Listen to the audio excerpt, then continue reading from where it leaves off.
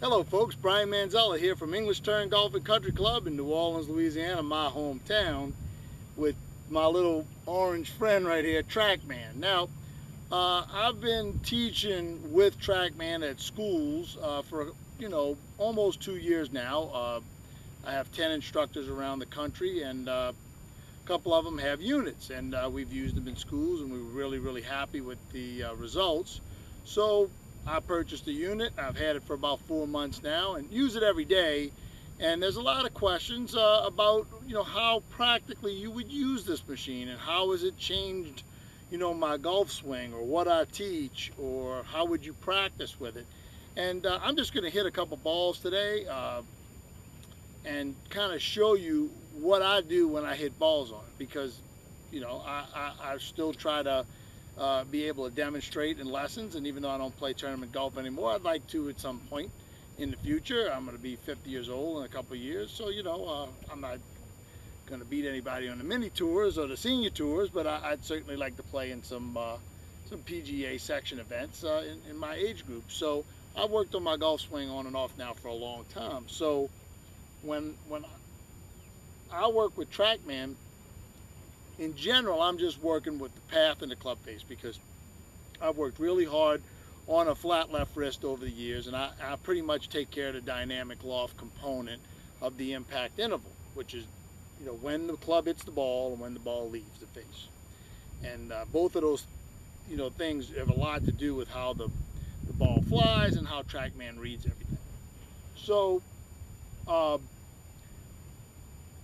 there's some other numbers that matter, but in general, when I'm working myself, I'm working on path and club face. So I've got an 8-iron right here, target's out there in the distance, and I'll just hit a shot for you with my little stock swing.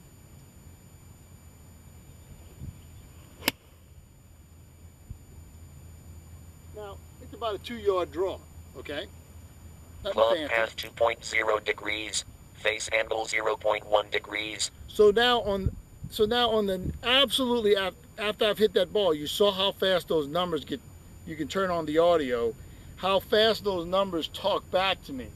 So now I know I swung a little more. I try for zeros in my personal golf swing. Not everybody I teach, but a lot of people I teach. And so I now know I swung 2 degrees inside out on that. So I can try to, make a little adjustment to my swing on the very next ball and try to make a better pass at it. Now to me, I felt like that was a little further left, but we don't know. Club path 0.7 degrees, face angle 1.1 degrees. So with that saying, there's 0.7, that's a positive number, didn't give me a negative. That means I swung 0.7 to the right, and I had to face about a degree. Got some wind here, blowing a little bit. So you have to take that into account. You also have to take into account where you're hitting it on the face. And but in one ball, I went from 2 degrees inside out back to 0. Well, 0.7, close enough for what I'm trying to do. So let's hit another ball, and I'll kind of show you what's going on.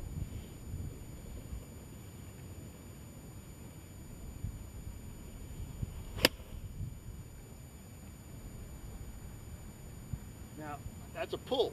Why though? Club path minus 1.1 degrees, face angle minus 3.0 degrees. So a pull hook, right? So I swung 1.1 outside in and had the face closed 3 degrees. I must have went, punch drunk for a second, but I know basically how to correct that. And now, I'm not saying that I can't see that the ball went left, and before TrackMan, magically I'm not gonna know to do that. But sometimes the ball goes left just because of the club face. Sometimes it went left because I hit it, maybe on the toe, and I had a little gear effect hook. I'm just gonna knuckle down and make a better swing. That's basically straight as you can point right there. Club path minus 0.3 degrees, face angle 0.4 degrees. That's a pretty good shot there for a teaching pro. You got me? So now you're trying, when you hit a good shot, you're just trying to, just like any other practice session, you want to duplicate it. You're trying to figure out what you did feel-wise. Do it again.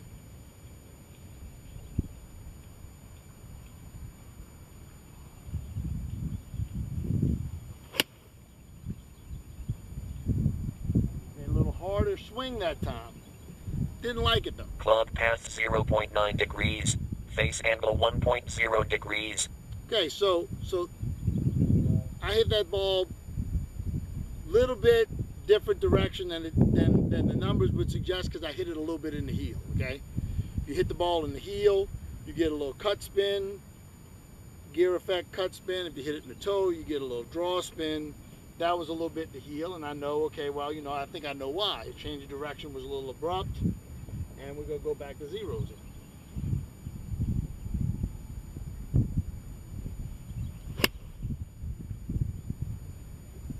Tiny bit heavy, but a pretty good swing. Club path 1.2 degrees. Face angle 1.6 degrees. So just a teeny weeny push is probably why I caught it a little heavy. So, you know, I got a couple things I'm working on right now, and now I can kind of start zeroing in on, pardon the pun, on what I'm doing.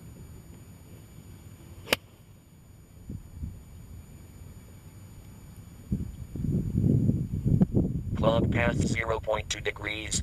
Face angle minus 1.8 degrees. And I saw that ball go left, and I know I had the face closed.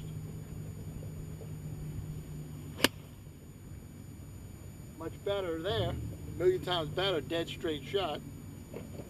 Club path 0.5 degrees. Face angle 0.3 degrees. You know, you got me? You're the tolerances of what you're guessing that you're doing and what you're doing, it's just two completely different things.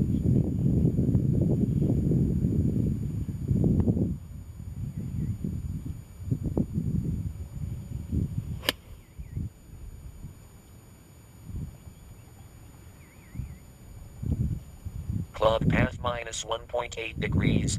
Face angle 1.6 degrees. So there's like a perfect little cut shot. 1.8 degrees to the left half. A face only 1 degree to the left. So, you know, kind of half the face, and it cuts back toward target. A little bit downwind. That ball went dead straight. It felt better than the shot before it. There's no way before TrackMan I think that maybe I back my hips up a little bit right there and cut across it, which is what I do when I swing too far left. On the next ball here, folks, on the very next ball, I'm not going to do that twice in a row.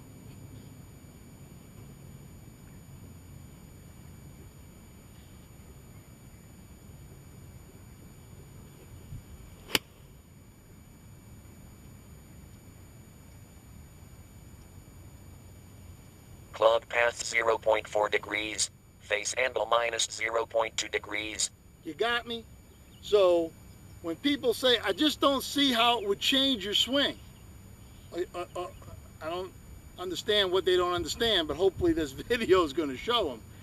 You're not going to make any guesses based on crazy ball flight that might come from different hits on the faces. It might come from who knows, a ball, the range ball that's hot around.